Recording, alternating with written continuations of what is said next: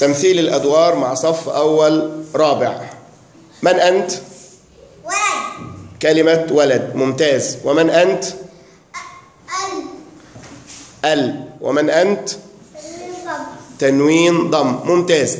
الآن سنتعرف على دخول الألف واللام على الكلمة المنونة وهل يصلح أم لا. ابتعد يا تنوين. الآن يدخل الألف واللام على كلمة ولد، يقرأها لنا الطالب سلمان، اتفضل. الولد. مرة أخرى. الولد. ممتاز. نريد أن يدخل التنوين فليبتعد الألف واللام. الآن اقرأ. ولد. كرر. ولد. جميل. الآن نجرب، فليدخل الألف واللام على التنوين. ممتاز. ابتعد التنوين، صارت الكلمة الآن يا سلمان الولد. ممتاز. فليدخل التنوين مرة أخرى. الله أكبر. أين ذهب الألف واللام؟ ذهب بعيدا. الآن اقرأ يا سلمان. ولد. كرر يا سلمان. ولد. هل يصلح أن يجتمع الألف واللام مع التنوين يا شباب؟ هل يصلح؟ فليهرب التنوين الآن. ممتاز.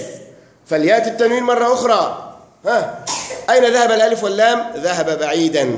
ممتاز. إذن الكلمة في اللغة العربية يا شباب لا يجتمع معها ألف ولام وتنوين. إذا كان فيه تنوين تهرب الألف واللام، وإذا كان فيه ألف ولام فليهرب التنوين.